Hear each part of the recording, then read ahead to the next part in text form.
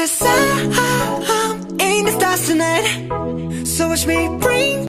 Assalamualaikum warahmatullahi wabarakatuh. Perkenalkan, kami dari kelompok 4 yang beranggotakan saya sendiri, Anissa Amanda Jusaboka, Chelsea Yolanda, dan Cindy Citra Bahagia. Kami akan mempresentasikan tentang makamat sufi. Dan saya sendiri, Anissa Amanda Jusaboka, akan menyampaikan materi tentang pengertian makamat. Makamat merupakan jamak dari kata makam yang berarti tempat berpijak atau pangkat mulia. Sedangkan dalam ilmu tasawuf, makamat berarti kedudukan hamba dalam pandangan Allah.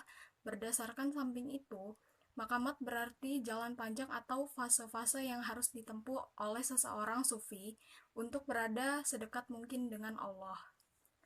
Selanjutnya, saya akan menyampaikan materi tentang istilah makamat-makamat dalam tasawuf. Yang pertama, taubat. Tahapan awal yang harus dilewati seorang filsuf adalah taubat. Taubat adalah memohon ampun atas segala dosa yang disertai dengan penyesalan dan berjanji dengan sungguh-sungguh untuk tidak mengulangi perbuatan dosa tersebut, dan dibarengi dengan melakukan kebajikan yang dianjurkan oleh Allah. Yang kedua, zuhud.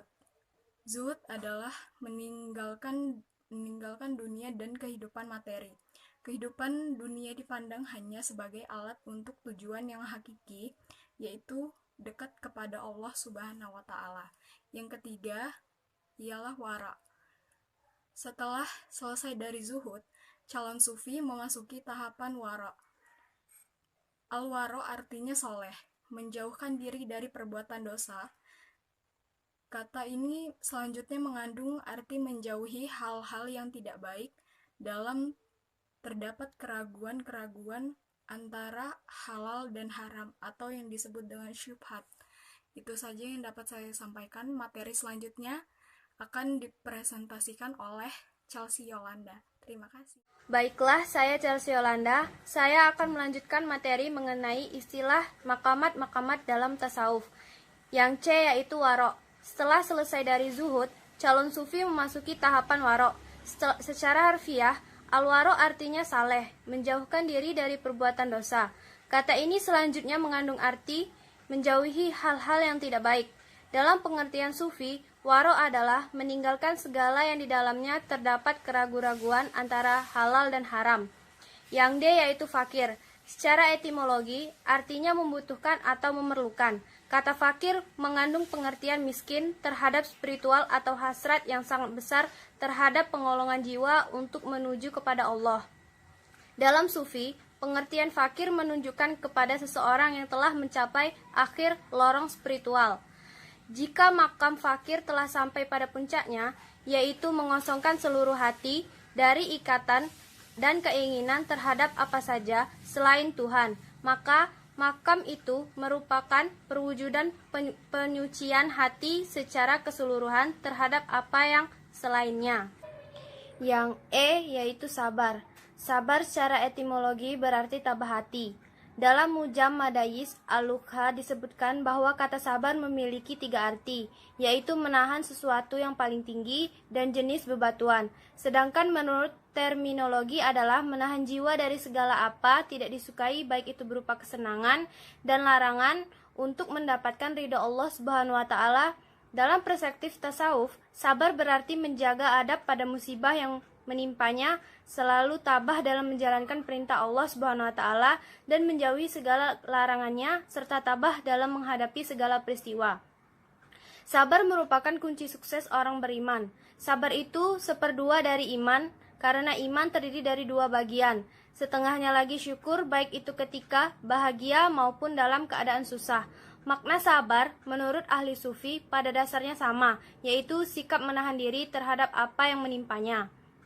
Yang F yaitu tawakal. Tawakal bermakna berserah diri. Tawakal dalam tasawuf dijadikan wasilah untuk memalingkan dan menyucikan hati manusia agar tidak terikat dan tidak ingin dan memikirkan keduniaan serta apa saja selain Allah Subhanahu wa Ta'ala. Pada dasarnya, makna atau konsep tawakal dalam dunia tasawuf berbeda dengan konsep agama. Tawakal menurut para sufi bersifat fatalis atau majbur, yakni mengantungkan segala sesuatu pada takdir dan kehendak Allah Subhanahu wa taala. Yang G yaitu ridho atau kerelaan. Ridho berarti sebuah sikap menerima dengan lapang dada dan senang terhadap apapun keputusan Allah Subhanahu wa taala kepada seorang hamba. Meskipun hal tersebut menyenangkan atau tidak, sikap ridho merupakan buah dari kesungguhan seseorang dalam menahan hawa nafsunya. Imam Ghazali mengatakan bahwa hakikat ridho adalah tatkala hati senantiasa dalam keadaan sibuk mengingatnya. Berdasarkan pernyataan tersebut dapat dipahami seluruh aktivitas kehidupan manusia hendaknya selalu berada dalam kerangka mencapai keridhaan Allah Subhanahu wa taala. Yang H yaitu mahabbah. Tokoh mahabbah yang paling masyhur yaitu Rabi'ah al-Adawiyah. Ia dilahirkan di Basrah. Hidupnya bermula sebagai seorang budak belian yang kemudian mengabdikan hidupnya dengan sholat dan zikir sepanjang malam. Bagi Rabi'ah, zuhud harus dilandasi dengan mahabbah atau rasa cinta yang mendalam. Kepatuhan kepada Allah bukanlah tujuannya, karena ia tidak mengharapkan nikmat surga dan tidak takut azab neraka, tetapi ia mematuhinya karena rindu dan cinta kepadanya. Menurut Rabi'ah, cinta dan rindu kepada Ilahi mempunyai dua bentuk, yaitu cinta rindu dan cinta karena ia layak dicintai. Baiklah, materi selanjutnya akan dilanjutkan oleh Sandy Citra Bahagia. Yang G yaitu ridho atau kerelaan. Ridho berarti sebuah sikap menerima dengan lapang dada dan senang terhadap apapun keputusan Allah Subhanahu wa taala kepada seorang hamba.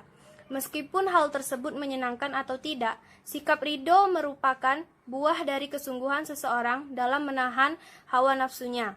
Imam Ghazali mengatakan bahwa hakikat ridho adalah tatkala hati senantiasa dalam keadaan sibuk mengingatnya.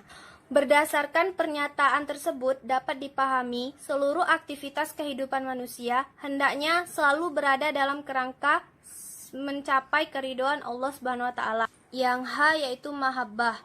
Tokoh mahabbah yang paling masyhur yaitu Rabi'ah al-Adawiyah. Ia dilahirkan di Basrah. Hidupnya bermula sebagai seorang budak belian yang kemudian mengabdikan hidupnya dengan sholat dan zikir sepanjang malam.